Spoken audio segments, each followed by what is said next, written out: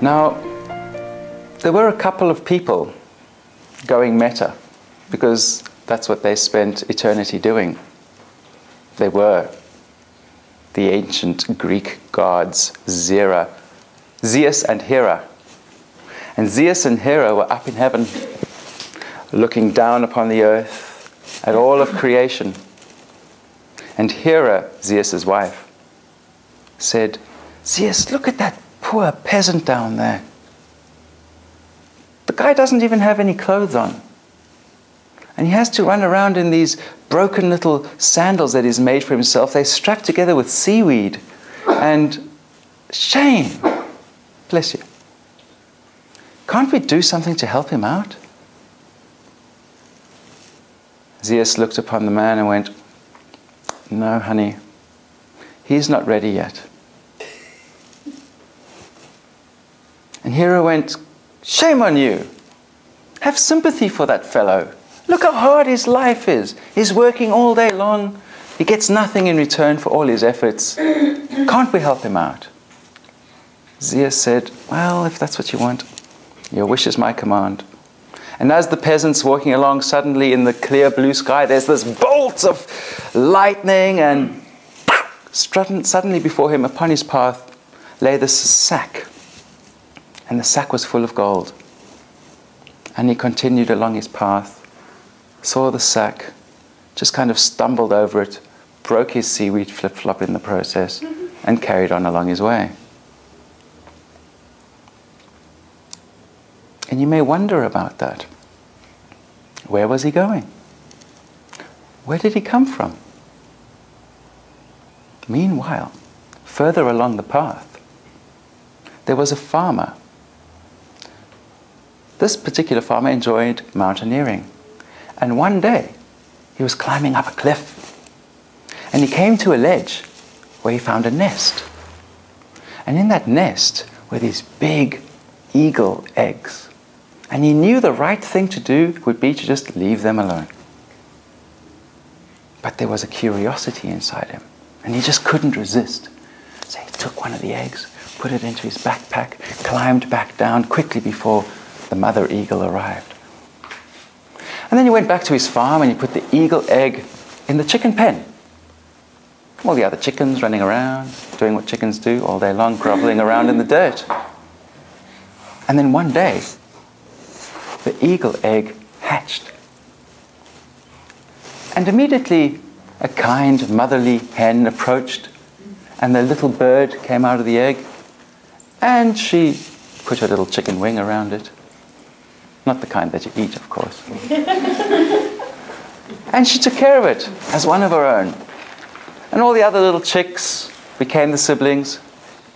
And so the eagle grew up in the chicken pen, groveling around in the dirt, flying a few meters at a time and crashing down to the ground, dust flying everywhere, picking away at little bits of things that the farmer would throw into the chicken pen. And it grew all the way up the way all the other chickens did, behaving like a chicken because it believed it was. And one day, this graceful, majestic bird flew over. And the eagle looked up and went, "Wow, look how that bird can fly. That's amazing. It's just kind of gliding there in those thermals, drifting, so graceful, so beautiful." And asked its mother, the chicken, the hen, "What kind of a bird is that?" She went, "That's the king of the sky, my dear. That's the eagle. But we're chickens. We're birds of the ground. We just get to peck away and do what we do here on the farm. And it's good that way. We get fed and we have everything that we need." And so the eagle continued to live and die a chicken. Not all metaphors are happy, I'm afraid. And I thought he met the one that flew out of the window. Well, you never know how far a change will go. He's a bag of gold. A bag of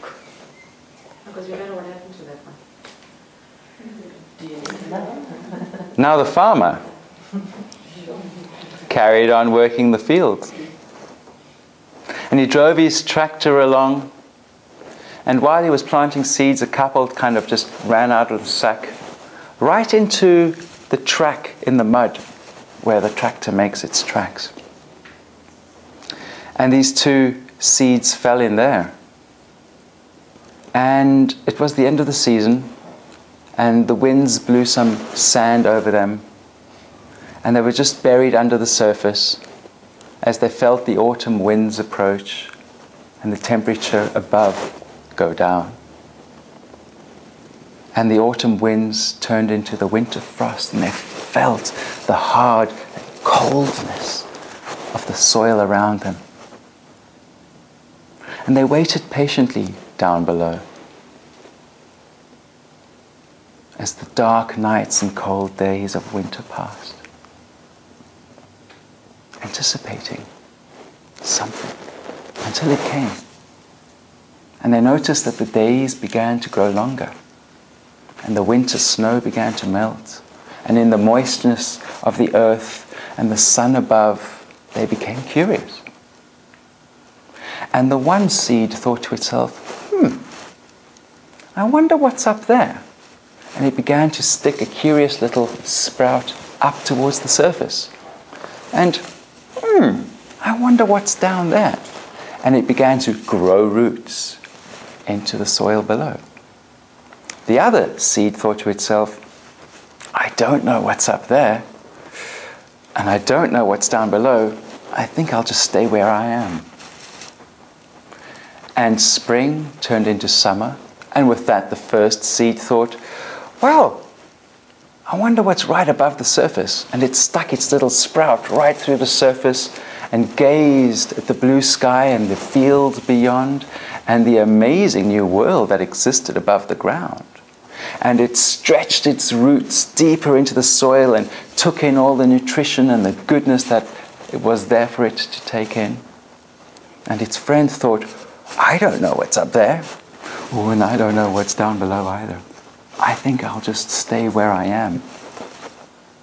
And by the end of summer, the first seed had grown into a beautiful plant with strong roots down below, enjoying everything that's there to enjoy when you're being who you are. Meanwhile, the other one continued its safe strategy of just lying dormant.